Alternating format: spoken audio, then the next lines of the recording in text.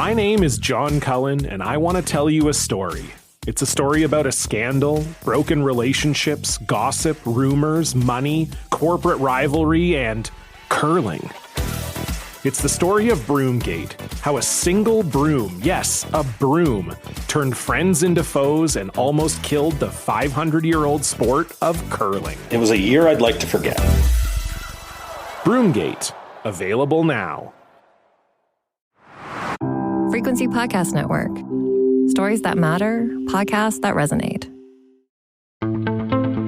It began with the best of intentions and a desperate need to try something different to save lives. A Canadian first in British Columbia. Starting Tuesday, possession of small amounts of hard drugs like heroin, crack, and fentanyl for personal use will not lead to arrest or criminal charges. Because substance use is a public health matter, not a criminal justice one. One of the aims of BC's drug decriminalization was to remove the stigma around drug use in order to help more users survive. The province asked the federal government for a 3-year exemption, and they were granted it. And then just over a year later, they essentially asked the federal government again, this time to end most of that exemption. BC's request to recriminalize the use of illicit drugs in public spaces has not only been approved by Ottawa, but will take effect immediately, says the federal minister for mental health and addictions. Why did this project fail, at least in the eyes of the BC government, who took steps to end it? How did it fare in the eyes of those who work with users at street level? And what does it mean for the decriminalization movement in general and for Toronto, which has been considering a similar initiative but was warned against it last week by the Ontario provincial government? I'm Jordan Heath Rawlings. This is The Big Story. Jen St. Denis is a reporter with the Tyee. She covers housing and civic issues with a particular focus on Vancouver's downtown Eastside, sort of ground zero for BC's decriminalization program. Hey, Jen. Hello. Why don't you take us back in time a little bit, not as far back as it was supposed to go when this project was announced, but to the legislation that was passed that made decriminalization possible, I guess just a bit over a year ago now? Yeah, that's right. It came into force on January 31st, 2023. And what the legislation did was make possession of 2.5 grams of a number of drugs that are otherwise illegal to have. It made that actually legal. And the drugs were cocaine, MDMA, fentanyl, heroin, and meth. In a moment, I'll ask you what the experts expected from this program and the people who work with users. But first, just broadly speaking, what was the provincial government hoping this would achieve? What was their aim? Yeah, I think it's a little bit useful to go back a little bit and take off the D from decriminalization and talk about what was happening to people who use drugs when they are criminalized. So I had done some reporting on this in 2020. I talked to a woman named Simona Marsh who had been sitting on the sidewalk in the downtown Eastside, and she was busted by the cops. She had some cocaine, and they judged that it was just too much for her own personal use, and they actually charged her with possession for the purposes of trafficking. She showed me the amount that she was charged for, and it was kind of like a pebble-sized, it didn't look like a lot, but it was enough for them to charge her with that. She ended up serving jail time on the weekends for a while. She said it didn't prompt her to go to addiction treatment. She wasn't interested in that at that point. And she was just left with, a lot of disruption in her life. And at the end, there was no real change in her lifestyle. And it kind of illustrates what is the point of charging people with possession of drugs. There's kind of questions about that. The argument that it really should be treated as a health issue, not a criminal justice issue. And so that was kind of the background of calls to try to lessen that effect of criminalization on people who use drugs. And that was kind of the point. And there were some things that were expected. It was expected that, there is a strong link between drug seizures and fatal overdoses. So there was, maybe some expectation that it would help with lowering the death toll. I don't think that happened, but just lessening that cycle of people going to jail and then coming back out repeatedly. And what at the time were advocates saying about the way the government was approaching this, the drugs that they were decriminalizing, and the amounts? Like, what was the initial commentary? The initial commentary from a lot of drug policy activists was that the 2.5 grams was actually too low, that a lot of people would still be criminalized. I should point out that a lot of times police weren't actually charging drug users with possession. They, especially in Vancouver, they hadn't really charged a lot of people with possession for a number of years, but they were confiscating the drugs often. And that was leading to another problem of people kind of going back to the illicit market, maybe having to do risky sex work or crime to kind of find more funds to buy drugs because they were going into withdrawal. So initially there was sort of cautious optimism, but a lot of the policy activists were kind of like raising the alarm about this actually not being a high enough amount. What happened on the ground in the downtown Eastside and elsewhere in BC in the wake of this change? You mentioned it's the end of January last year. How did the way, the amount, et cetera, of drug use change or not once these drugs were decriminalized? Well, we know that drug seizures below 2.5 grams, which is the limit, we know that they dropped dramatically. They dropped from 1,283 seizures in 2022 to just 86 in 2023. So people's drugs were less likely to be taken away from them. And we know that possession offenses dropped from nearly 5,000 in 2022 to about 1,500 in 2023. But I think there was also a lot of concern from the public. During COVID, homelessness increased, open drug use increased. And that trend, I think, has kind of continued in British Columbia's cities and towns, not just big cities, but also small towns. There's more homeless camps, and I think there is more open drug use that people are seeing. And I think there was a ton of concern, especially from local municipalities. I remember David Eby, the premier, just getting an earful at a convention of BC municipalities. And they wanted more tools to kind of do something about public drug use. And how did they approach that? Did they get more tools? How did they react? What were they actually asking for beyond, like, obviously venting frustration? Yeah, and I think this is really understandable. No parent wants to be in the playground and have somebody smoking crack, like even maybe like across the park. Maybe you're really uncomfortable with that. That's totally understandable. And what the government tried to do in response was try to put in a law kind of setting out like where you can and can't use drugs. It was like within 15 meters of a playground, within 6 meters of this or that facility. Right. That law, though, was challenged by an organization called Harm Reduction Nurses. And what they argued was that, in the midst of British Columbia's deadly overdose crisis, that this law could actually lead to irreparable harm.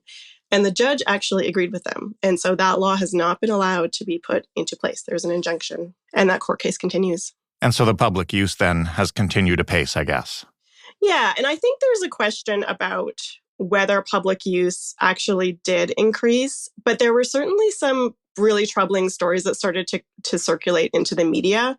And I think the most troubling thing was drug use in hospitals. Nurses were really complaining that in certain hospitals, there was open drug use, like people smoking like meth or crack, and that was being, they were being exposed to that smoke, patients were being exposed, and that their employer was really not doing anything to curb it. Obviously, like you're not allowed to smoke a cigarette in a hospital, but for some reason, in some of these hospitals, the nurses say there just wasn't anything being done to say, no, you really can't use drugs in the hospital for very good reasons. So there was a number of stories about that in the nurses union, and nurses were really speaking out strongly against that. Another story in the media showed a video of somebody smoking possibly crack or something in a Tim Hortons in Maple Ridge. And that obviously caused a lot of public concern too. Now, in both of those cases, neither of those things were actually allowed. Even under the decriminalization, you're not allowed to openly smoke drugs in a restaurant or in a hospital. But I think there was fear that concern that the decriminalization, attempt had kind of normalized drug use in a way. You mentioned that the number of drug seizures and charges and everything were down. The ultimate purpose behind this is that we're in an overdose crisis and a lot of people are dying. And when we covered this story last year, I think it was in May or so a couple of months after decrim came in, we were told that it was really too early to get a sense of its overall impact on, saving lives. Do we have a sense of that now, how last year compares to previous years of the overdose crisis? Yeah, we do. So we know that in 2022, so that was before decriminalization, we had a 4% increase in overdose deaths in British Columbia. And then in 2023, we had a 7% increase. So if people were expecting to see decriminalization have a big impact on actual drug deaths, yeah, that didn't happen. But it's also a very complicated health problem. And there's other things that had to happen with decriminalization. Decriminalization wasn't just the only thing that had to happen. You probably had to have an increase in safe consumption sites or overdose prevention sites. Some drug policy advocates would have said that, BC's Safe Supply program, which has been running for a while and is supposed to prescribe, untainted prescription versions of the drugs to people that are not going to kill them, that maybe needed to be expanded. So I don't know. Looking at the decriminalization in itself, I think is probably not the thing to do. What do the advocates think of the success or failure of the 1 year plus that this program has been in effect? Would they say that it's been a success? Well, I actually think the BC government's own Ministry of Mental Health and Addictions has kind of pointed out some metrics that show that the program was actually working as intended. Those statistics I read out at the top of the interview about possession offenses being way down, drug seizures being way down. Right. And they've also tracked that visits to overdose prevention sites and safe consumption sites also increased. Those are some metrics that do show that decriminalization was working as intended. But I made a map for my story of all of the overdose prevention sites and safe consumption sites in BC. And if you go anywhere outside of Vancouver's downtown Eastside, it's quite hard to find an overdose prevention sites. There's entire swaths of the province that have absolutely no overdose prevention sites, or some communities that do have one, but there's one location and the hours are limited. So when we're talking about saving lives, that's probably something that's not adequate and probably had to be ramped up in conjunction with decriminalization. My name is John Cullen, and I want to tell you a story. It's a story about a scandal, broken relationships, gossip, rumors, money, corporate rivalry, and curling. It's the story of Broomgate, how a single broom, yes, a broom, turned friends into foes and almost killed the 500-year-old sport of curling. It was a year I'd like to forget. Broomgate, available now. The BC government has now asked that that exemption they got from the federal government be reversed. The federal government has not only agreed, they've said it can take effect immediately. Beyond the successes you just mentioned, what wasn't working for the government to ask for this? Yeah, so this goes back to that attempt to put in the law, back in October, the BC government attempted that law to kind of prevent people from using drugs within a certain distance of different facilities and playgrounds and stuff. That law failed because of the court challenge. And so this is their response. And it's also after a very intense news cycle of drug use in hospitals being a concern. So they're obviously reacting to that as well. And so now they have made it illegal to use illicit drugs pretty much in any public space. And I think that the intent was we need to have boundaries around this. It can't just be a free for all. Police do need the tools to be able to kind of move people along if they're in an inappropriate place and using drugs in public. We need some sort of way to curb this behavior. And the BC Nurses Union has welcomed this. They say, it was up to the employers, the hospitals, to enforce their own policies, but they are glad that there's kind of some curbs on public drug use. But on the other side, advocates are saying this now leaves very little options, especially for homeless people who are drug users.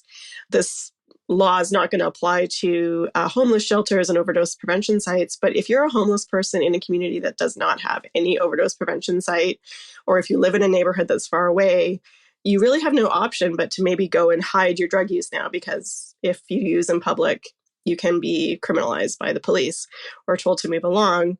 And so they're kind of warning, this could lead to more people going into alleys where people can't see them and then overdosing. And we're kind of back to the same problem of drug use being so stigmatized that people hide their use. And then that's what leads to deaths. So just to be clear, the whole decriminalization has not yet been canceled, but drug use in public has been. So theoretically, you can still hold up to 2.5 grams of those drugs. You just can't use them anywhere in public. That's right. And the decriminalization is a pilot. It's supposed to go for 3 years, so until 2026. In the bigger picture, there were a lot of eyes on this project. And obviously, BC is kind of seen as, at least in Canada, the center of the overdose crisis. What kind of message does this send about the future of drug policy? Well, I think that we are in a very interesting political moment here in Canada. We see the right-wing parties, like the federal Conservatives. BC politics is complicated, but we see a BC Conservative Party kind of forming where there wasn't one before and really on the ascendancy. And those parties have been really energized by this issue. And they have taken a really hardline tactic that, harm reduction is not the thing to be focusing on. And that includes decriminalization, safe supply, in some provinces, even things like needle exchanges or safe consumption sites. Like in Alberta, they've closed some overdose prevention sites. Pierre Poilievre was really, really energized by BC's decision to go back, kind of to rejig decriminalization.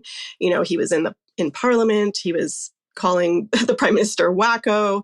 He was saying all sorts of things. And so I think that we're seeing that it's going to be a real battle, and it's becoming really polarized between, the harm reduction advocates are out there battling on social media or whatever.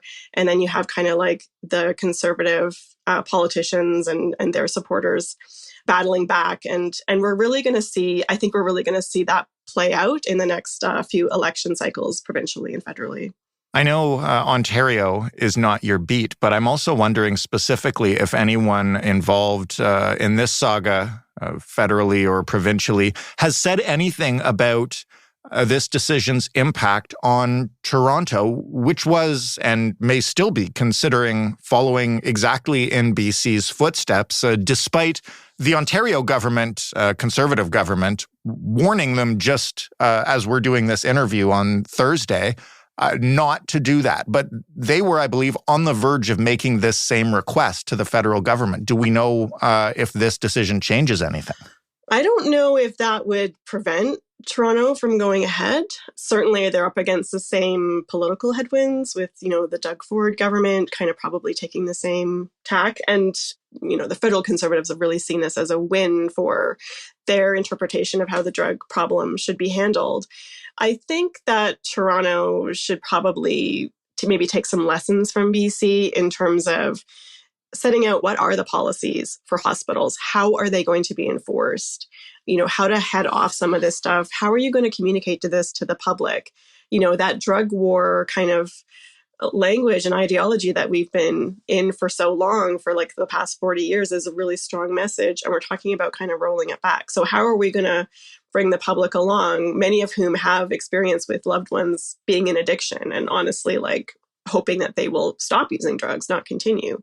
Yeah, just making sure that we're effectively communicating what's happening and be aware that there's a really, really strong counter narrative in the media right now as well, with conservative politicians and other people kind of not twisting facts, but like selectively using facts. So maybe think about how you're going to kind of counter that as well. Last question, I will bring you back right to your beat. You mentioned just briefly about communicating what's going on the streets of the downtown Eastside. How confusing has it been for the people most at risk as drug users? I imagine rampant policy changes either leave people not knowing what's going on, or maybe even just not caring and continuing to just use as they always have. Like, what's your sense of how all this has played out on the downtown Eastside? So I think on the downtown Eastside, it's kind of viewed by police and others as kind of a special area. Police have always said, like, we don't really enforce possession laws, especially in the downtown east side. You'll walk along and it's really common to see people using drugs. And I don't really see that changing. But we also know that, even though police were saying that they were taking people's drugs away, if they were arresting them for something else or if they were detaining them, they would take their drugs away.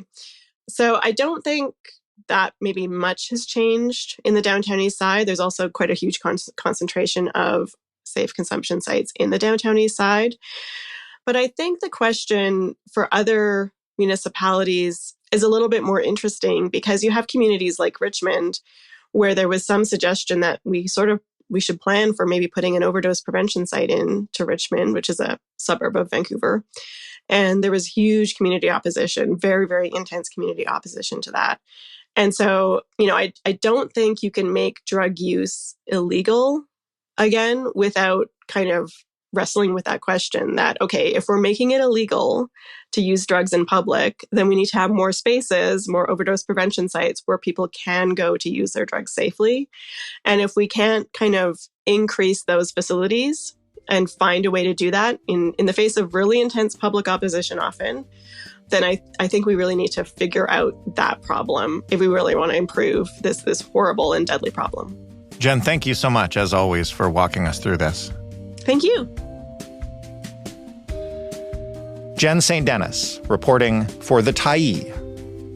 That was the big story. For more from us, including previous episodes on the beginning and the middle of the BC decriminalization effort, you can head to thebigstorypodcast.ca.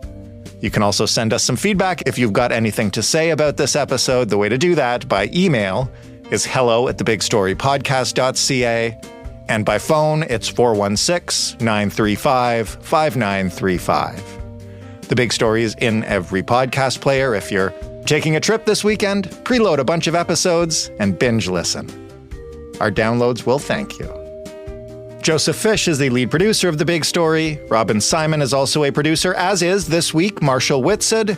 Chloe Kim is our editorial assistant. Mary Jubrin is our digital editor. Stephanie Phillips is our showrunner. Diana Kay is our manager of business development. I am your host and executive producer, Jordan Heath Rawlings. Together, we are Frequency Podcast Network. That's a division of Rogers. And we are out of here for the long weekend. We have, in this economy for you on Saturday, we have an update to an episode we recorded a couple of years ago on Sunday. And we have your feedback with me and Joe on Monday. And we'll be back with a fresh big story on Tuesday. We'll talk then.